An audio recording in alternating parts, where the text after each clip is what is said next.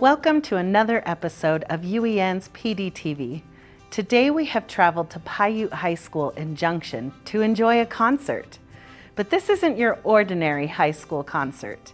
Music and CTE teacher Tyrel Ivie has worked with his students throughout the semester to develop a unique, multidisciplinary, multimedia performance. I am the Music and Media Arts Director here at Piute High School. So I teach mostly the music classes, but I also teach things like audio and video production and a few other CTE courses. And so this is my 8th year teaching in general, not just at Piute, but in general. And it's been a fantastic experience. I've really come to love the students and the faculty here. We've got excellent administration and a lot of support from the community. So overall, this is a fantastic place to be. Throughout this episode, you'll see how Tyrel has created opportunities for his students in music, digital media arts, and career and technical education courses to collaborate with each other and with industry experts to create meaningful musical compositions and performances. This is a show called Songs of Sanctuary. And it's a multimedia presentation of, it's got video and there's audio tracks and there's dancers and of course a live choir. And the whole purpose really is to use technology to combine the experiences in each of those classrooms. This show celebrates a bunch of different places that people would find sanctuary. So we found a few themes that many people have in common. Sanctuary in nature, sanctuary in family, sanctuary in community. And we kind of use those to theme our video and to combine the entire thing into one cohesive performance. The idea for Songs of Sanctuary stems from the fundamental principle of collaboration, things that you wouldn't normally put together. So it's an album that is composed by a gentleman named Carl Jenkins. And he takes ethnic sounding vocals and combines them with traditional European string orchestra and then adds in a sprinkling of world sounding percussion. So there's all these sounds that are really cool together, but you wouldn't normally see them put together. And we loved that idea of, hey, let's take all these different ideas and put them together. We loved that so much that we said, well, let's expand that and say, well, if we're gonna do that in the music, well, let's also take the dance company and bring them in and have them do some presentation. And also let's get the video department and bring them in and create some presentation. And so by the time you're done, you have everything, all the cogs working around one central point, and that is we're all different, but we can work together to create something cool. That is really amazing to think about the musical themes of collaboration as well as the actual collaboration that had to happen to put this all together. Let's talk a little bit more specifically about the collaboration. What students had to work together, what classes worked together, and I think you also bring in some industry experts like the composer. Tell me about all those levels of collaboration. So we pride ourselves at Piute because not only do we have things that are student focused, but things that are student driven. We love these programs where the students run it. So part of my video production, for example, is also doing the streaming and broadcasting of our athletic events. And we have students on cameras, we have students on the software, we have students design the overlays, you know. So we like to see that not only are the students the focus, but we also have students that drive the entire program. And it's really no different here for Songs of Sanctuary. Some of the collaboration really, in a small school, we'll admit, you know, comes out of this classroom specifically, where the choir is working so hard on their presentation. Well, I also teach the digital audio class, and they're responsible for the setup on stage. They've been able to set up the mics and the speakers and create the fundamental mix for having the students prepared. The videos that we have are also, they have student contributions in them as well. The dances are all student choreographed. So not only are our dancers out there performing the dances, but they are performing dances that they came up with. The fun part to me is not just, hey, you have a cool class and I have a cool class, let's put those two things together, but we say to the students, and you're the foundation. You are gonna be what makes sure that this show is a success. It's such a natural example of how project-based learning just really happens when you try to give students these real hands-on experiences. This is what happens in the real world. You've got the musicians and the technicians and the talent and the, all the different pieces. And so it just fits beautifully.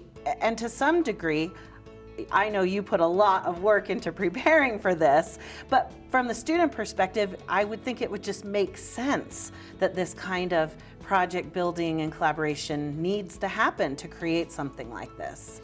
In my humble and personal opinion, this is the epitome of what education should look like. All I'm doing is taking my experiences from the real world. So I've toured with names like Sarah Brightman and Josh Groban, and when I go do these things with these people, I've not usually met the string orchestra before. When I show up for sound check, that's the first time I've seen them. So I get on stage and they expect that I know my part, and I expect that they know their part, so that when I put a headphone in my ear and it goes click, click, click, we all know exactly what we're going to do together. And so I take that and I bring that back into the classroom and say, guys, this is how the stage works, even at the pro level. So I have a click in my ear as the conductor to keep the kids in sync with their track. That's also, of course, what we edit the video to. And everything just kind of revolves around that real world experience that's trying to get pulled into the classroom. The general rule that I follow in prepping the kids for the real world isn't so much, hey, you're in choir, I'm gonna make you a professional singer. But more along the lines of, you might be a musician, you might be a video editor, you might be an audio editor. Having the exposure to all of these things is going to make you better at that job.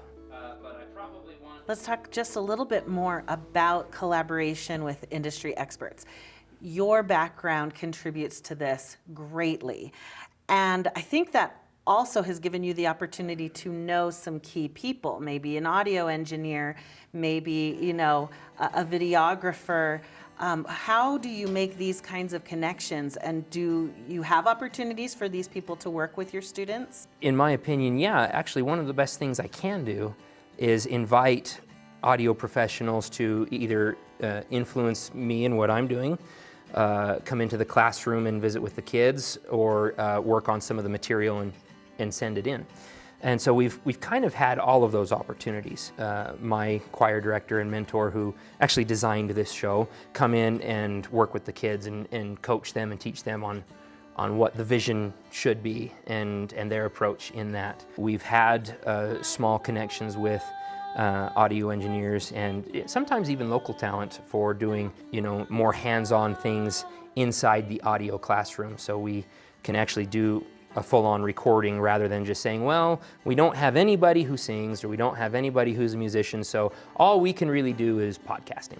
We do have a podcast. It's a lovely podcast, but there's more to recording than a podcast, and that's what we try to expose each of those students to. I found that very often there are more industry professionals who are okay with being in the classroom than we give credit for. Most of the time, it just takes a question. Would you be willing to, would you be willing to Zoom with us for 10 minutes and just give us an idea of what the industry is like from your perspective? This also comes from things that I learned when I was a student in college. My music theory professor would actually call out on video calls, and we've spoken with people from big bands like Kansas. We've spoken with the drummer from Kansas, people who are in the business industry. So I've spoken with people who are kind of higher up in the Sweetwater company that deals with audio-video equipment. And that was only 10 minutes out of their day to be able to give us the opportunity to ask questions and see how these things relate to us in our classroom currently. And that's also what we try to give our students as well. So the opportunity for collaboration, not just with their own peers, but with people in their industry who might be willing to one day coach them and welcome them into their offices or studios or field experiences. I can see that that could lead to potential internships or even college paths as well as career paths. And it has for some of our students. Again, we are small, and many of our students use these courses as electives. I don't know that I've had in my 8 years here one student that's told me they're going to be a professional musician. I'm also not offended by that. But I have had a film student who, we had a small indie film company come and film in the county, and they asked for an intern. And so I sent one of my better students to go out, and before he was finding props and he was kind of giving them location advice and whatnot. Before they were done filming, he was on the camera crew, and they offered him an internship when he left high school. And of course, proud educator moment for me, but also for anyone in the community that can see, wow, we've got people who are coming here to film and are leaving with our students who have learned how to be part of a team, how to do their job, and then support other people in their positions to such a degree that they might get offered a position. That leads right into my question about the benefits of putting together a concert like this, bringing all the different classes and the multimedia and the different curriculum together into one project like this. You mentioned already some benefits of this kind of work. What else? What do you see as the benefits of putting this together? So as both a fine arts and a technology teacher, I firmly believe that that's actually kind of the goal of any project, from this or any educational classroom, really. I don't want my students to just sing a song in their music class and then close the music box, go to science class, and never see how those two subjects relate. One of the best ways that we have to bridge that gap, especially in our generation, is the access to technology. Technology is one of the greatest bridges between the various subjects that students can learn. And so my goal as an instructor is not to make students feel like they all want to be professional choral musicians, but to walk out of this experience seeing connections. It's more than just a performance. It's a showcase of how different art forms and different classes and even different technologies can actually come together to create something meaningful. It's not just a grade, but it's a life-changing experience that these kids will remember forever.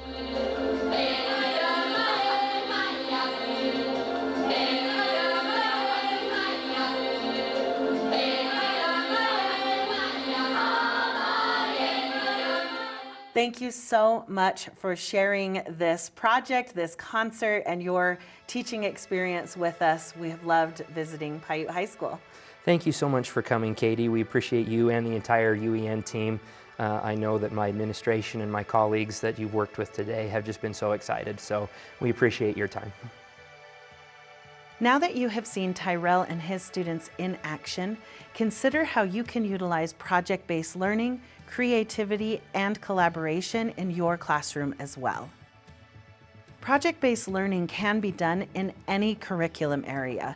The heart of PBL is providing students opportunities to solve real-world problems and come up with creative, real-world solutions. Collaboration is key in PBL, so consider how you can set up effective collaboration in your classroom through things like assigning specific student roles, frequent teacher check-ins, and technology that supports collaboration as well. Technology can give students opportunities to collaborate face-to-face, but still have an online component where they can track tasks, they can complete assignments, they can help keep each other accountable. Technology like Canvas and Lucid and Google can help with that. Of course, you may also have students collaborating around specific technology, just as Tyrel's class was utilizing Logic. Students can also collaborate with industry experts outside of the classroom. In a rural school like Piute High School, this can be challenging since not all industry experts live in the area. So utilize technology like Zoom or Google Meet so that students can still interact with these experts and have discussions and get feedback on their work. The PBL process inherently includes opportunities for students to develop other real-world hands-on skills. For example, they may learn digital citizenship skills or about copyright. Maybe they learn how to perform in front of an audience. Perhaps they learn communication skills, marketing skills. All of these are baked right into that PBL process. For even more resources, strategies, and tools to help you implement these teaching strategies in your classroom, be sure to visit uen.org/PDTV and access the teacher toolkit that accompanies this episode. Thanks for watching UEN's PDTV. To access more professional development resources from UEN and to schedule a training, visit uen.org/development. We'll see you next time.